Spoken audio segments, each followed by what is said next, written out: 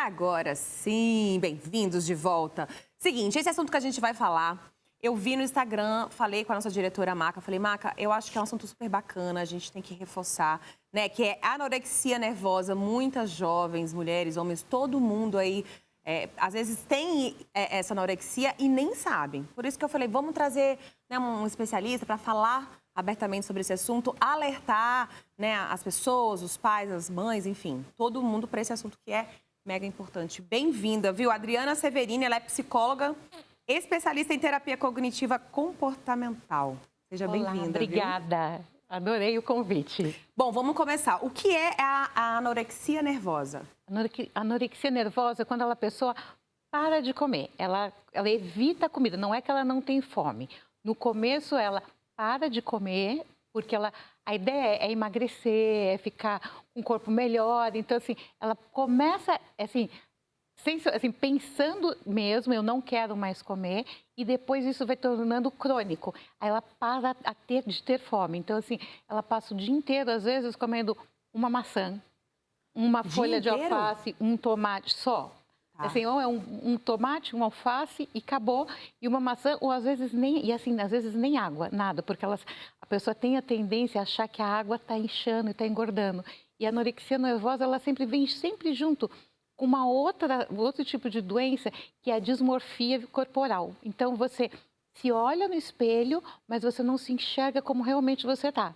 Você acha que você é mais gorda do que aquilo que você está vendo. Entendi. Então, ela vai começando sempre assim, uma necessidade de dieta. Eu acho que eu preciso fazer dieta. Normalmente começa com a adolescência, agora com os meninos também. Antes era um problema majoritariamente de meninas. Sim, agora começava geral, já né? com começava lá pelos 15, 16. Agora, infelizmente, está ficando mais cedo. A partir dos 11, 12, eles já começam a ter essa percepção de, eu acho que eu preciso emagrecer, e resolvem parar de comer. Entendi. E aí vai virando uma coisa crônica, uma situação bem crônica, porque depois o seu estômago vai diminuindo, você realmente não sente fome, e aí, que bom, agora eu não sinto fome, estou no paraíso, não como Morrendo, mais. gente. E está morrendo. A anorexia atinge mais os jovens, né, ou os adultos? Ela começa Os dois. mais, acho que com os dois, mas principalmente mulheres e jovens, agora os meninos. Os adultos são mais as mulheres e os adolescentes, jovens, tá pegando os dois mais ou menos igual. Antes a gente tinha uma diferença muito grande de mais mulheres do que homens. Mas nos jovens, por isso que eu falo para os pais de meninos ficarem atentos, porque eles também estão tendo anorexia nervosa.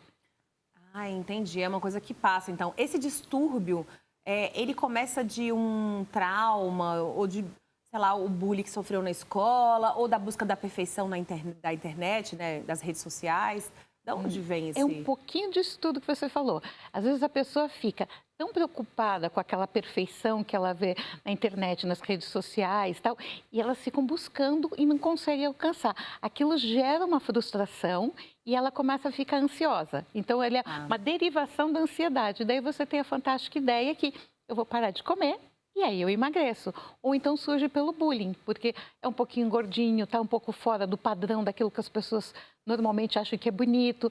Então ela começa, por isso que pega muito adolescente, porque o adolescente, ele quer fazer parte. Ele quer ser enturmado, ele quer fazer parte daquilo, embora ele ache que ele queira ser diferente, não, ele quer fazer parte daquela turma. Então, se alguém faz um bullying e começa a excluí-lo, ele começa a se sentir muito mal. E aí a primeira coisa é, preciso emagrecer, aí eu paro de comer. Eu vou mais longe. Não são só os adolescentes. Eu tenho uma filha de 5 anos, que ela vai pra escolinha e ela fala, mãe, mas se eu for assim, eles vão rir de mim, vão não sei o quê. Eu falei, gente, ela tem 5 anos. Então, assim, essa preocupação de, tipo, tem que ser da galera. Entendeu? Isso é bom, né? Claro, mas pode ser perigoso também, né? Se você, por exemplo, se você tem um perfil diferente, né? Uma genética, uma estrutura óssea diferente, né? Se compara com o outro já é magrinho, nasceu magrinho. Não, e depois, quando vem a ansiedade, você está ligado com a sua autoestima, você sempre vai achar o outro melhor e mais bonito que você. Então, às vezes, você coloca um target, começa sempre de uma forma tranquila. Vai numa endócrino, começa a fazer regime, bonitinho, e eu tenho um objetivo a chegar. Eu alcanço aquele objetivo, eu acho que é pouco. Aí eu vou mais. Aí eu vou indo, quando elas somem, as pessoas, as crianças, os adolescentes, somem dos médicos, inclusive os adultos, porque a hora que você está ficando com peso abaixo do que você precisa, é um sinal de falta de saúde. E eles Sim. começam a fugir dos médicos. E aí, quando vem todos os problemas, inclusive a menorreia, a mulher para de menstruar, tem queda de cabelo, vai tendo uma série de efeitos porque você não está alimentando o seu corpo. Então, fora passar mal, que, assim, que é normal às vezes desmaiar na rua, literalmente desmaiar de fome, você começa a ter vários efeitos no seu organismo. Então, o adolescente, ele para de crescer, o desenvolvimento dele fica mais Tudo, devagar, inclusive desenvolvimento intelectual, porque você não vai abastecendo o seu Não tem cérebro. força, né? Agora, como que a gente sabe que é uma anorexia? Nervosa ou só é tipo, ai, quero ficar mais magro? Não chega a ser anorexia, entendeu? Não chega a ser esse distúrbio. Os pais têm que ficar atentos, assim, e quem convive quando são adultos, se a pessoa nunca quer comer em público, então são as coisas que são sempre o exagero. Jura? Nunca comer em Não, público? ela não come em público, ou se ela Nossa. come em público, ela atrela com uma outra doença, que é a bulimia. Então, se eu estou numa situação que eu preciso comer aqui em público, eu como, mas imediatamente eu já corro para o banheiro porque eu vou vomitar. Nossa. Eu vou expurgar aquilo que eu coloquei, eu uso laxante para expurgar. Então, os pais precisam ficar atentos com quando começa a aumentar muito, tudo que é exagerado, quando a pessoa começa a falar, eu estou muito gorda, você olha, não, você está super bem, você está bonita. Mesmo os amigos, eu acho que quando a gente fala de adultos, os amigos, os companheiros, as companheiras, prestarem mais atenção quando a pessoa nunca está satisfeita da forma como ela está. Sempre eu preciso mudar mais alguma coisa e sempre invento uma dieta nova. Não, só essa semana eu vou ficar com a dieta da maçã, então eu vou comer uma maçã o dia inteiro. Entendi. Agora, Adriana, como, por exemplo, eu já vou dar 2 exemplos. Como ficar ali no equilíbrio, por exemplo. Eu já vi uma vez, eu fui tomar café na padaria e eu vi uma criança, né, um menino gordinho mesmo, cheinho, e comendo sem respirar. Pá, pá, pá, pá, pá, pá, pá, pá, pá, com o celular ali na frente, os pais, vê na hora do Brasil. Tava me dando, tipo, sabe? Eu falei, meu Deus, como que ele tá comendo sem... Ele não respirava para comer. É nítido que tem um problema ali. E aí, outra, né, tem a mãe de uma amiguinha da Pietra, vai comer desse jeito? Vai ficar gorda. Não faz isso, não come isso. Eu falo, gente, né? É outro extremo também. Como encontrar o equilíbrio, né? De não privar e ficar, né? Olha, a menina nem tava gorda, mas assim, acho que às vezes o pavor é da mãe e passa pro filho, pra ela, né? Mas como também não deixar o meu filho comer ali sem respirar, entendeu? Porque também não é normal, né, uma criança comer sem respirar. Não, porque daí já é você comer compulsivamente. Você nem sabe o que você está comendo. Não, ele não sabia. Você simplesmente come. Você precisa mastigar alguma coisa e vai colocando alguma coisa para a boca. Aí precisa entender o que está acontecendo com ele, porque, de novo, é a ansiedade. Então, a gente tem um outro distúrbio que é a compulsão alimentar. Tudo é relacionado com a ansiedade. Isso, seja com ansiedade. De comer sem parar. Ou parar de comer, porque você vê comer. uma compulsão em parar de comer, você não você para totalmente. Então, os pais têm que ficar muito atentos da forma como criam essas crianças, porque para a mãe falar, você está comendo muito. Não, ao invés de fazer esse tipo de crítica, oferece alimentos que são bons e mais esporte, mais exercício, mais atividade física. Então, coloca mais verdura, mais fruta, uma refeição equilibrada. Eu acho muito ruim, né? Privar uma criança, um adolescente de comer alguma coisa. Não, e a criança, a autoestima dela vai ficando ruim, porque imagina, a sua mãe fala que você é gorda, ou que você vai ficar gorda, ou que você tá feia, porque gordo pra gente hoje significa ainda, espero que mude, ser feio. Sim. Então, para aquela criança que tá ouvindo, você vai ficar gorda, então eu vou ser feia. Aí ela já começa a pegar uma aversão por comida. Sim. Então, os pais precisam, tem outras formas. Então, não compra muita besteira em casa, você compra mais fruta, mais verdura, porque são eles que controlam a comida, são eles que oferecem. Enquanto são crianças, ainda é super fácil de controlar. Em casa, eles não vão comer, né? Se tem uma mexerica e um pãozinho ali com Nutella, né? Não, eu acho que a maioria vai pro filho, pãozinho você com quer Nutella. uma mexerica ou um pãozinho com Nutella, né? Ele vai falar mexerica, mamãe. Não vai. Não, né? É a mesma coisa, exatamente isso. Não compre pãozinho com Nutella. Sim. Deixa só ali para de vez em quando tem uma ocasião especial. Eu sou um pouquinho mais velha. Eu falo que na minha época, refrigerante, a gente tinha só quando era aniversário, festa. quando era festa. Então, não era usual tomar tanto refrigerante assim, igual é agora. Que agora todo dia, era só aniversário, às vezes num domingo, uma coisa especial. Sim. Então, a gente consegue controlar a alimentação das crianças sem mexer com a autoestima delas. Tá. Você acredita, Adriana, que nessa pandemia tenha piorado esses distúrbios? Tanto de comer compulsivamente quanto da anorexia nervosa? Piorou mais a compulsividade para comer do que a anorexia. Anorexia. Porque as pessoas começaram a ficar muito tempo em casa, principalmente logo no começo, com medo. O medo gera uma ansiedade muito grande e aí você comer acalma. Então você começa a comer e você começa a perceber que, eu estou me sentindo bem, daí eu vou comendo. Como eu não estou saindo de casa, eu não tenho que mostrar para ninguém, né, que eu estou bonita. E eu não tenho mais. A gente ficou muito privado de coisas de lazer, de prazer, de viagens. A gente não tinha nada. De estar com de os amigos. Exatamente. Então você tinha o quê? Eu podia comer. Então eu acabo comendo mais. E a gente observou que muita gente ganhou peso no começo da pandemia. Sim. Daí quando reabriu um pouquinho, as pessoas perceberam que tinham ganhado peso e voltaram a fazer regime para voltar. Aí fechou de novo, então tem que tomar cuidado com isso, porque o equilíbrio é sempre aquilo, nem muito nem pouco, aquilo que faz bem para você. E nunca ficar preocupado com aquilo que é padrão da sociedade que eles impõem para a gente. É da forma como você se sente bem e a sua saúde. Então, assim, se você está um pouquinho acima do peso, um pouquinho abaixo do peso, mas a sua saúde está ok, todos os seus exames estão bonitinhos, você faz acompanhamento médico e você está se sentindo, faz exercício, tem vida saudável e se sente bem assim, não tem problema nenhum. Você não precisa ter aquele IMC redondinho, igual todo mundo fala. Não, tem que ser um padrão que você se sinta bonito e que você esteja saudável. Aliás, duas coisas, a beleza e a saúde. Tá. Você falou no início que a pessoa não quer comer, né? Que a anorexia nervosa, os sintomas é a pessoa não quer comer. Tem algum sintoma físico ou outro, além dela se ver no espelho e estar sempre querendo mais magra, mais magra, mais magra? Algum outro sintoma físico? Os pais também, isso acontece muito com o adolescente. Ele começa a fazer muito exercício. Então, porque aquilo que ele come... exercício, mas é porque eu gosto. Não, mas é muito. Ele está aqui, assim, você começa a observar um filho adolescente que está com anorexia nervosa, ele não consegue, principalmente joguinhos, eles gostam de jogar, eles não conseguem mais jogar, porque eles querem, fica fazendo abdominal, fica fazendo exercício, subindo e descendo escada, porque eles querem perder caloria. Então, os pais, porque parece que ele está fazendo uma coisa boa, mas não é, na verdade, ele não está fazendo uma coisa tão legal assim. Acha que tá arrasando, né? Meu filho é um atleta, um atleta, quer fazer abdominal o dia inteiro, tá lá assistindo televisão, não, eu não sou essa não. Eu preciso fazer todos os dias, mas eu não fico assistindo a série lá, ó, 700, 800, 900, não vou assim não. É isso que você falou, é bem desse jeito, ele para de fazer as coisas da vida para fazer coisas que queimam caloria. Como os familiares... Opa, caiu aqui, bebê. Como que os familiares e os amigos podem ajudar essas pessoas que estão sofrendo desse distúrbio? Olha, percebe que a anorexia começou já, precisa de tratamento médico. Então, tanto com acompanhamento psicológico, quanto acompanhamento com um endocrinologista, um nutrólogo, para orientar o que a pessoa pode comer e o psicólogo vai refazer essa imagem corporal da pessoa. Porque se eu tenho dismorfia, eu realmente... É muito assim, quando você conversa, eu tenho pacientes com anorexia, eles não conseguem realmente se ver como eles são. Então, ele olha, não, mas olha aqui tá gordinho, aqui, eu tenho esse pneuzinho. E você fala, e não tem nada.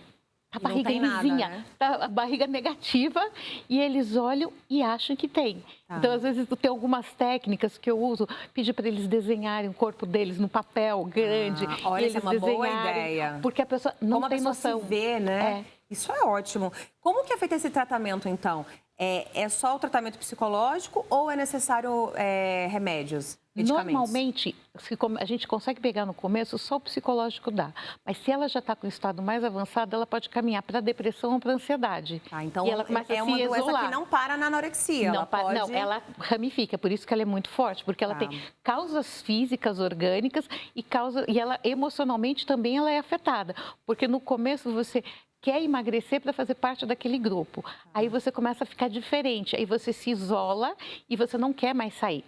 Então, você fica isolado no seu quarto e evita contato com todas as pessoas. Então, você depende, não sabe ainda, por exemplo, o grau de anorexia, não sabe se é só psicológico ou você tem que entrar com remédio também. Você precisa fazer uma avaliação. Tem que fazer uma avaliação. Agora, eu li numa reportagem que não acusa, não tem exame que fale, olha, você tem anorexia nervosa. Não tem. Né? Por isso que tem que ser o exame psicológico, para avaliar, você conversando pelo comportamento, como que é o modo de vida dessa pessoa, o que ela faz. Porque é através daí que a gente vai perceber se ela sofre de anorexia nervosa ou não. Tá. A anorexia nervosa tem cura? Ou não? Uma pessoa que já teve tem que ficar sempre ali sendo acompanhada, observada? Não, ela tem cura, porque a causa primária dela normalmente é a ansiedade. A ansiedade, eu falo que ela não tem cura, mas tem como a gente colocar coleirinha na ansiedade.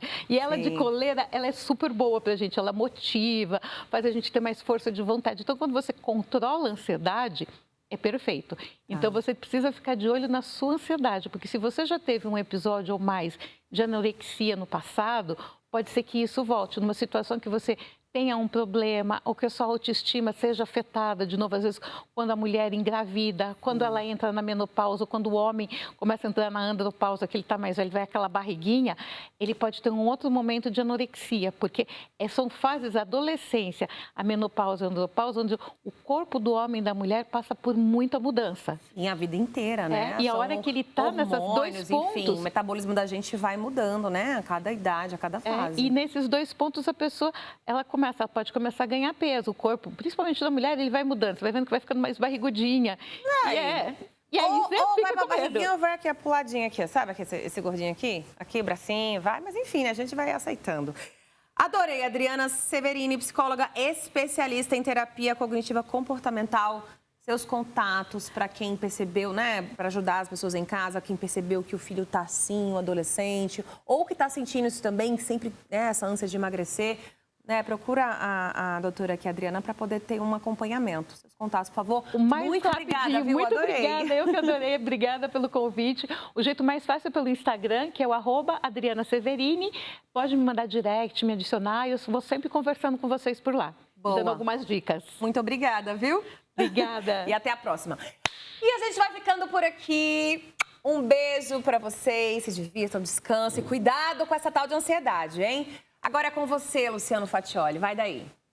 Oi, pessoal, tudo bem? Olha nós aqui, travês, como se diz na gíria, não é? Bem-vindos e bem-vindas, Rede Brasil de Televisão, rbtv.com.br, onde quer que vocês estejam, sejam muito bem-vindos. A partir de agora, a informação também tem prioridade com o nosso jeito de ser. Falando fácil, tentando levar cada vez mais informação e prestação de serviços, não é? Eu recebo com muito prazer o Dr. Fábio Zanata, médico especialista em anestesiologia. Tudo bem, doutor? Como vai? Olá, Faccioli, tudo bem? Como prazer, vai? hein? Obrigado aí pelo convite e vamos tentar levar um pouquinho de informação. Com certeza absoluta. O doutor Zanata, com o objetivo de descomplicar assuntos da medicina, não é?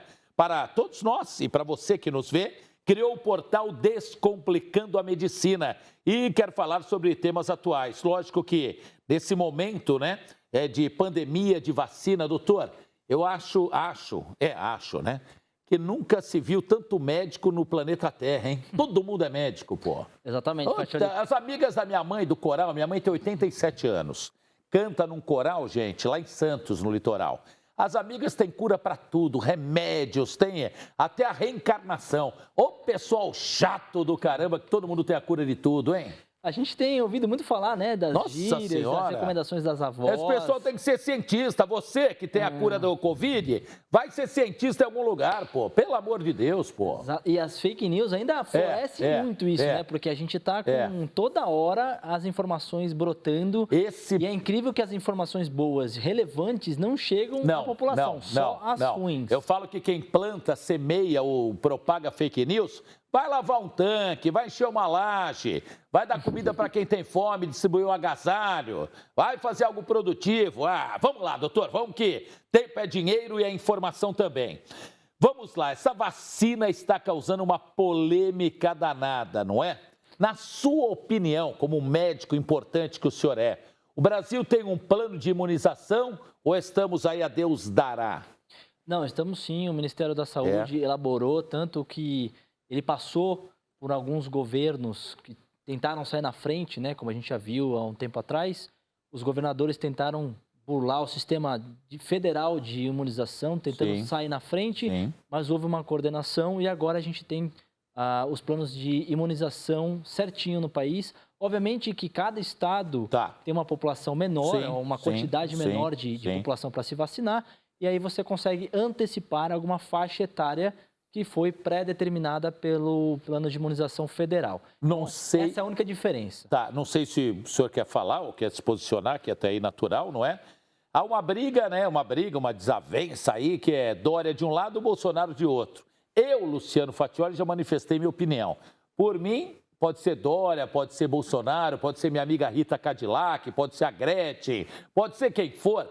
Quem estiver fazendo certo vai receber meus aplausos e elogios. Quem estiver fazendo errado, eu vou descer a lenha como tradicionalmente faço há 36 anos, que é o tempo que eu tenho de profissão. O que o senhor quer se manifestar em relação a governo do Estado, no caso Dória, e governo federal Bolsonaro? Porque os dois travam uma briga individual, política e, se bobear, sobra para a população, né? Eu como médico posso falar da parte científica, da parte médica. Sim, nesse sentido, política, lógico. Obviamente, cada um vai ter a sua opinião. Deem as mãos e vão passear no Parque do Estado, no bosque de não sei das quantas. Infelizmente, está com uma divisão da população entre um lado e um outro. Um ama, outro odeia, é dividido em dois, amor e ódio. Está afetando as nossas vidas pessoais isso daí, porque tem gente que é a favor ou contra e as pessoas não aceitam mais isso. A gente tem que ter a parcimônia e o respeito para compreender a vontade do próximo. Enquanto médico, o que o senhor tem de opinião em relação ao trabalho que é feito em São Paulo, Estado, e a partir do governo federal, no caso do Ministério da Saúde? O plano de imunização federal é excelente, pensando na parte do SUS e englobando todas as vacinas do calendário de vacinação, desde a criança até o adulto.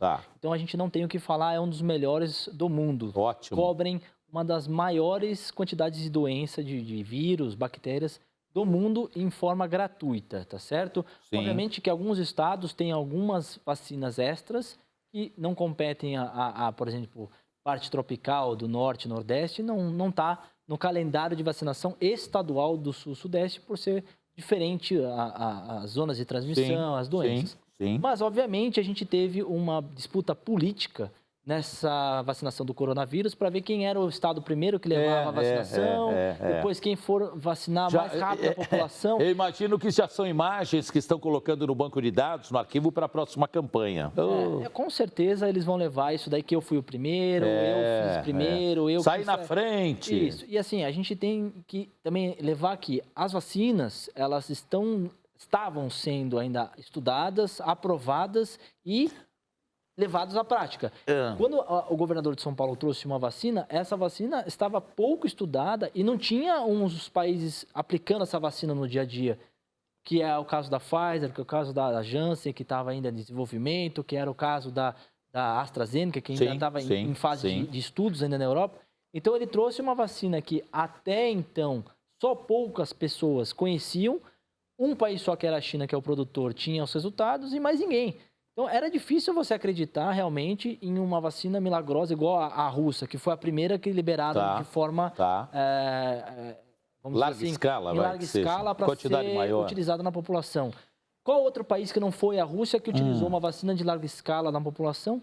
Da Rússia, a Sputnik.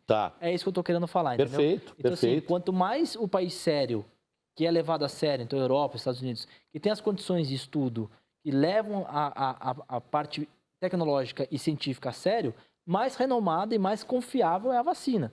Você pega países mais difíceis, como China, como Rússia, Coreia do Norte, não tem como você acreditar em estudos porque é muito obscuro as pesquisas clínicas. Olha, por falar em vacina, ô Maca, só fala um pouquinho mais alto, A Andréa Macarian, que nos dirige, comanda a nossa retaguarda, me fala aqui o seguinte, ela tomou a primeira dose, e ela não quer tomar a segunda dose porque a primeira deu reação. Pergunto, o que o senhor pode orientá-la, né? É isso, Maca? E a quem tem esse posicionamento também? Vamos lá, Fattioli, vamos deixar bem claro então para a população o seguinte. Existem dois tipos de vacina. Aquela vacina que é para dose única, que é o caso da Janssen, da Johnson, e aquelas vacinas que necessitam, por obrigação, tomarem 2 doses. Por quê? Porque quando você faz a aplicação da primeira dose, você instala, né? Como é que eu vou falar? Fugiu a cabeça. Mas você aplica no corpo uma pequena dose para levar uma reação ao corpo, que é aquela reação primária, para fazer, empurrar o caminhão da ladeira. Ou seja, para fazer a partida do caminhão funcionar. Ou seja, essa reação que algumas pessoas tiveram, um incômodo que se manifestou de algumas maneiras diferentes, um mal-estar, uma dor de cabeça, uma coriza, parece que a pessoa tomou uma surra e tal, é previsível. Isso. Normalmente, essa primeira reação da vacina, ela tende a ser a pior, tá? Então, a primeira dose da vacina, ela tende a ser pior porque ela está dando um choque, está dando um estímulo forte, primeiro estímulo forte no corpo, que é aquela empurrada no tranco do carro para fazer ele funcionar.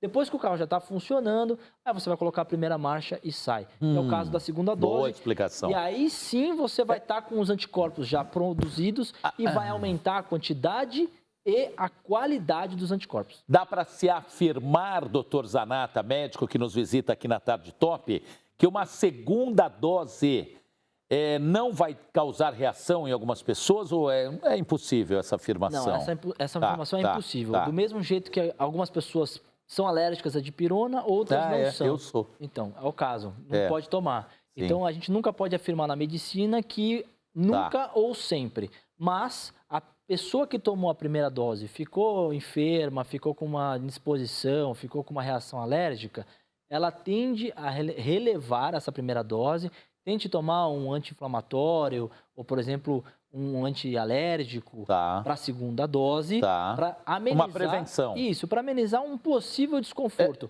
Mas é necessário tomar a segunda dose. Lembrei, tem o meu cirurgião dentista, que inclusive veio aqui onde o senhor está, falar de procedimentos dentários e tal, Dr. Cláudio Gargione. E quando eu vou fazer alguns procedimentos, o implante, por exemplo, ele falou, já toma antes o remédio para quando acabar o efeito da anestesia do implante, você já está abastecido ou protegido por esse outro medicamento. Exato. Como a gente sempre fala na medicina, é sempre bom prevenir do que remediar. Quando a gente fala em tomar alguma coisa antes a reação alérgica, é porque você prepara, você dá um sossega-leão no corpo para que quando venha o medicamento, a reação inflamatória ou a agressão, o corpo esteja um pouquinho freado na parte inflamatória, na parte de ataque, para dar menos reação alérgica. Sim. Mas isso daí, obviamente, é para aqueles que tiveram reação, tiveram algum incômodo na primeira dose. Não é para todo mundo tomar um remédio, alguma coisa assim, para tomar a segunda dose, por favor, né? Vamos deixar bem claro. Olha lá, interessante e importante.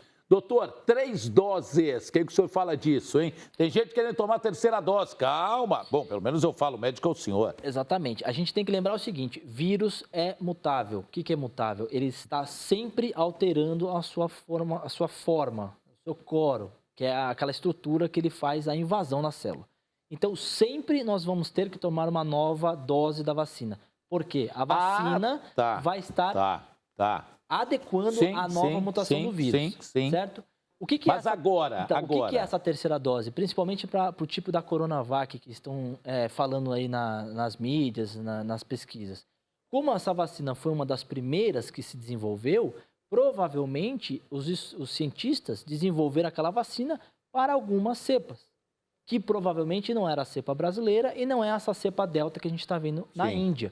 Então, quando você vê que tem que tomar a terceira dose, nada mais é do que os cientistas tentando evoluir essa vacina para que adeque à mutação nova que estava aparecendo. 2 doses, ela é uma garantia de imunização? Também outra pergunta de difícil resposta. Vamos deixar bem claro, a vacina é para prevenir formas graves, não é para prevenir que você se infecte. Se fosse assim, quem tomava a vacina da gripe nunca mais pegaria a gripe. Correto? Então, isso aí é uma afirmação. Agora, a segunda dose, ela tem a sua eficácia aumentada quando comparada a uma dose só. Isso é também bem sabido. Agora, a segunda dose previne que você não pegue? Não vai prevenir. Não. Tá? Então, essa é a tua resposta clara em bom tom. Aí, de repente, a pessoa tomou, e isso deve estar acontecendo, né? Primeira dose foi Oxford, a segunda Butantan, ou vice-versa, enfim. A pessoa tem de obrigatoriamente, o senhor entende que é recomendado que obrigatoriamente as 2 doses da pessoa sejam da mesma vacina? Sim, com certeza. Porque os cientistas, eles fizeram o fracionamento e o estudo em 2 doses daquela mesma vacina. Quando você muda o tipo de vacina, você muda o mecanismo. Então, por exemplo, o mecanismo da Coronavac é diferente do mecanismo da Pfizer, que é diferente da Sputnik, que é diferente de cada outro tipo de vacina. Se você toma a primeira dose da Pfizer e vai tomar, por exemplo, a segunda dose da Janssen, você está alterando tipos de funcionamento da vacina e nenhuma das duas vai se complementar, obviamente, porque uma atua de um jeito, outra atua do outro. Tá, lembrando uma outra questão que cai naquela dos médicos sem diploma, né? Aliás, deve ser aquele pessoal, viu? É o caro Roney, né? Ou Roney, atende pelos dois, depende da situação. Diogo Alemão, Ricardo Wagner, Ricardo Edgar, nosso Cauê e Marcelão. É aqueles médicos que compraram diploma na Praça da Sé, imagino eu, né? Ah, quem não teve reação na primeira dose, se bobear, tomou a vacina vencida. Ai, minha Nossa Senhora. E aí, doutor? Não, a vacina vencida, ela não tem efeito ou contra-efeito para reações adversas. Pelo contrário, a vacina vai atuar da mesma forma se o paciente for ou não ter aquela reação alérgica. Ponto. O que a vacina vencida pode não levar é a imunização do paciente, ou seja, a soroconversão. Tá. Então, pessoas que tomam vacina vencida, muito provavelmente não devem soroconverter para ganhar a proteção de anticorpos do coronavírus. Tem muita gente preocupada, e isso são pessoas até de minha relação, que me perguntam o seguinte: caramba, eu ia tomar na minha caderneta de vacinação, estava para tomar a vacina dia 10, vai? Vai, por exemplo, dia 10 de julho agora, vai? Não tinha lá no posto, vou atrasar essa vacinação. Ai, será que vai me atrapalhar, me desproteger? Esse intervalo não sendo cumprido? O que o senhor pode explicar? Toda a elaboração de uma vacina, ela tem um range. O que é isso? É a primeira dose e um prazo para tomar a segunda. Esse prazo, eles vão estudar vários tipos. Então, eles começam com uma dose, 10 dias, 20 dias, 30, 40, 2, 3 meses, até 6 meses. E eles veem que a curva de produção de anticorpos, ele tem que estar alta. Então, estando alta, não há por que você repetir a dose. Por quê? Você já está com a produção elevada. Então, você deve repetir a dose enquanto a produção de anticorpos estiver em declínio. Quando você tiver, então, esse tempo, a recomendação do fabricante é 2, 3 semanas, 15 dias, 20 dias, 1 mês, 3 meses, que é o caso da AstraZeneca, que é maior. Sim. Então, se você prolonga muito tempo a primeira da segunda dose, provavelmente a produção do seu anticorpo vai estar muito baixa. Tá. Então, esse intervalo entre a primeira e a segunda dose pode levar você, então, a estar mais vulnerável à infecção pelo coronavírus. Uma última pergunta com o Dr. Fábio Zanata. A reação à vacina da gripe, que também está sendo oferecida, não é? Oferecida ou aplicada, enfim. E a reação à vacina da Covid são reações diferentes. Sim, podem ser diferentes, mas assim, lembrando que os vírus, eles são semelhantes, eles não são iguais, eles são semelhantes. Então, quando você toma uma vacina que é para vírus, você pode ter as manifestações diversas, mas o mais comum é um prurido, uma ardência, uma dor na região da picada, aquele mal-estar, como você parece tomar uma surra, como você já falou. Pode levar um pouco de febre. Eu nunca apanhei assim, mas imagino. Pode levar um pouco a febre. Sim. Então, essas são as manifestações mais comuns numa reação da vacina. Agora, reações mais graves, como, por exemplo, passar muito mal, desmaios, tonturas, queda de pressão, aí tem que ser levado a sério e procurar um hospital. Doutor, suas redes sociais, ou como as pessoas podem acompanhar mais do doutor Fábio Zanata, Descomplicando a Medicina. Vamos lá, Fatioli. Eu criei um portal para a gente tentar levar uma informação mais clara, objetiva e descomplicada da medicina. A gente vê muitos nomes, tratamentos, por exemplo, aquele rituximab, que é um nome difícil de você tentar replicar. A gente leva para a população que não é estudada, não é da área ou não gosta de medicina, a entender mais facilmente o que é um tratamento, o que é uma análise de um exame, por que o médico está pedindo para você esse exame e, obviamente, levar um pouquinho a tradução dos sintomas e das doenças. Então, se você estiver interessado, procure lá o YouTube, nosso canal Descomplicando a Medicina, ou então o nosso Instagram, @doutorzanata com 2 T's. Lá tem a minha prática médica da medicina, falo sobre as últimas novidades, que é o canal mais fácil de a gente levar a informação rápida. Muito obrigado, doutor Fábio Zanata. E antes de chamar o intervalo, depois nós vamos continuar no tema com o doutor Mourival Boaventura Ribeiro, que é um advogado, e o tema é: empresas podem punir trabalhadores que não se vacinarem? É um dos temas com o nosso próximo convidado. Só curioso, né? Eu e o Cauê nosso repórter cinematográfico, tivemos reação quando tomamos a primeira dose. Para eu e para ele, abriu o nosso apetite. Isso é incrível. Voltamos depois do intervalo, até já.